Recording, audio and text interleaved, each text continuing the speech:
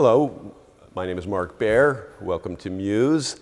This segment, my guest, Magdalena Maddox. And we be talking about pollinators. So recently, a couple weeks ago, we had a Birds and Bees Fest here at the museum. Michelle was the organizer, and we're really trying to alert the community as to the need to really be mindful and do what they can to save the many issues that are dealing with our birds and our bees. And I'm going to let you explain it a little more in depth. Great, thanks, Mark. Well, earlier this year, maybe in January, there was something on CNN News about the monarch butterfly migration potentially coming to an end. And that really shocked me, and I looked into it further, and what I found was that it was tied to neonicotinoids and the herbicides that are used to maintain weeds within our agricultural fields. And here in California, we're really on the perimeter of the greatest agricultural supply in America for vegetables. And that neonicotinoid, of course, is tied also to colony collapse disorder, which is what's going on with our bees. And last year, we lost 49.1% of America's bee population. And then that quote came to mind that Albert Einstein said about if the world lost its bee population, the human race would only last like 4 years. And I was just like, well, gee, that seems kind of serious. Yeah. You know, and I'm not like a beekeeper, and I never marched in the Monarch Butterfly Parade when I was a kid because I moved here when I was 11 and I missed elementary school. But it hit me because it's something that's very important to humanity and our existence on this planet. So I took action, and ways that I take action are through art, and usually I just take a photograph and have a show or something, but I really wanted to affect change,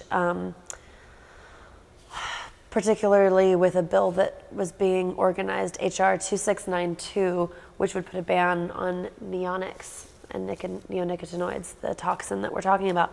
So I created this little action kit, and on the cover I've got local artists, Jill Giesler from Big Sur, and she's got this beautiful illustration with monarch butterflies and milkweed and the little caterpillar and everything. It just really brought together the life cycle. So we used her for the cover.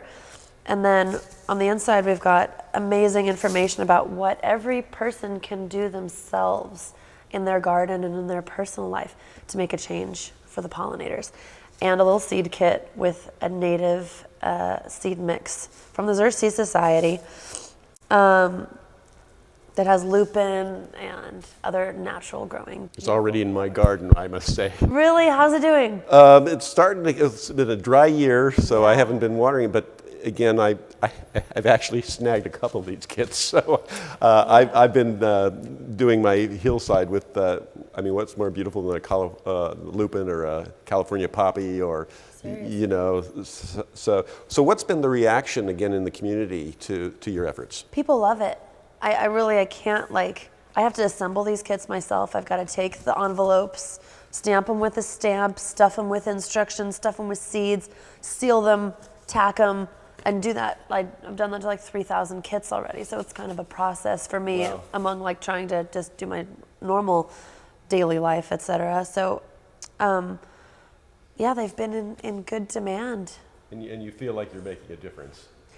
I am, because I'm giving people an opportunity to do something themselves. And also, this postcard on the bottom here that tears off, as you can see here, this postcard goes to Congress, and it gives tangible in the hands of our congressman, this is a person that cares. And I think that really makes a difference. So I want to talk about you for a second, and the idea of the role of the artist in the community. Because again, before this you packed the house here with a lecture about your trip to Japan after the tsunami. Right. So you've been always using your art for bigger issues. I think as artists, we really follow our intuition. We're sensitive people. And so when I feel something powerfully, I just kind of gravitate towards that. And things manifest, opportunities arise. I was involved with a theater company in Tokyo that sent me over there and put me up so I could do this personal project while also participating in this theatrical production that was about the Cambodian genocide, of all things. So that's also like another like humanitarian, interesting thing. Yeah, I think that there's this book that I read once called The Fourth Turning, and it's about how artists and politicians and families and different people in society take turns in our shift and evolution, making things happen. So as an artist, I take part in that change.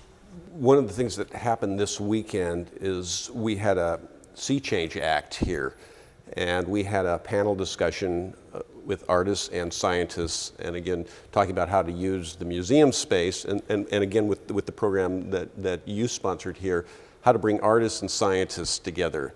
The need for that interlocking. Scientists aren't necessarily the best messengers, and artists need the science. Right. And the collaboration. It's brilliant. The collaboration makes that work, and that's something you've been collaborating with science for some time with this, and that's I think a really, first of all, just for an artist, it unlocks a possibility, which I think is amazing. So this is really inspiring what you're doing, and the other bit of it is how entertaining it was. We had poets, we had film, we had song. Just the focus on this was really great. Yeah, it was really engaging. Yeah, for people. and it was fun. It was fun. And then I must say, let's talk about the fruit that you brought in, because I know, I was just gonna say, and it was yummy. yeah, because I was sitting there stuffing my face while others were yakking, and I was like, the creme fraiche and those peaches were delicious, and What's that? that's the Fresnel lens. Oh, wow. What's in your basket? Well, what's in my basket? Well, I've got the kits. Yeah. And personal items. I was kind of hoping for some of those berries. Some of those berries. Yeah, I know Nature Ripe, a local producer and a client of mine, was kind enough to supply us with loads of local strawberries and fruit and whipped cream. Who was our helper again? Nature Ripe. And where are they? They're based out of Salinas. Because anybody that helps us out, we definitely want to be promoting them. Yeah, no, they're awesome. Really good people. The project that I'm doing for them is photographing their farm workers. Oh, fabulous. So they take great pride in the joy of their farm workers. What is your next step now with this project? Well, we've got some technical issues, one being, as you mentioned, the drought. So on one hand, I still need to get these kits out so people can send off the postcard, because the HR bill is time sensitive. But the seeds, I'm feeling at this point, are better off being saved for the wet season of this coming year. So I need to sort of do a promotional project for that. And I'm going to assemble a video about the launching of this project to promote it on our blog, and kind of recap the fundraising process and all of the events we did during Earth Month. So one of the benefits of doing things kind of semi-publicly here is that we were able to connect with Friends of the Earth, which was a great group out of San Francisco. Right. And how are you hooking up with other groups and what other groups are you hooking up to? Well, we're hooking up with an heirloom festival in Marin County this September, and that was the connection that Meredith made. And so the heirloom festival, I think, will really engage with this topic, because people who are into heirloom trees and plants blossoming trees, fruit trees, are definitely into the pollinators and are very conscious of this situation that we have at hand. So we're probably going to reproduce the event that we did here. Oh, fabulous. Okay. Bring the band. Meredith's going to come and do poetry. We'll promote our packets and hopefully engage with even a larger community up in the Northern Bay Area. So what are your hopes for the future with all this? With this? Yeah. Get that bill passed. We have to get that bill passed and really cultivate better bee knowledge in our own community. Because I think this is where it's really sprouting and taking foot. And so, I mean, the best we can do is keep our own community happy and healthy. And then once this spreads, and if it does, I mean, it'd be great to see the monarch population kind of coming back stronger. And there's a lot to be done still. Let's talk about beekeeping. What can others do in terms of, I mean, we need beekeepers, for instance. We do. Yeah, since I've started this project, I've become aware of several people in the community that keep their own bees, and it's really easy.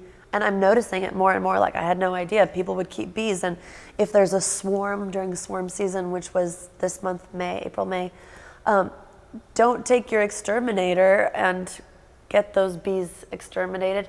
Call your beekeeper and have them take those bees and add them to their population to keep their colonies thriving. So don't kill the bees, save the bees. Save the bees. Call your beekeeper, your local beekeeper. How do you find your local beekeeper? Every community seems to have one, and you can find them online. Locally, it's like the Monterey Bay Bee Anarchist group. They're very livid. So, in other words, if you just Google in Monterey beekeeper ? You'll find somebody. Yeah, you'll find the local organization. Tell me about yourself. What's your background? How did you get into all this? Well, my background is photography and design, so I ended up designing these kits, and I think that's something that I know I can do. You know, like if I was a sculptor, I might sculpt a huge butterfly or bee or something, but design and activism, I think it's more of a mentality, you know, like we can do this. And I guess that background might come from theater, being able to engage with people and collect an audience to relay a message. Well, I'm thrilled to have you here, and it's always a lot of fun when you're here. And again, save the bees. Save the pollinators. We need the bees. Save the pollinators. We need the bees.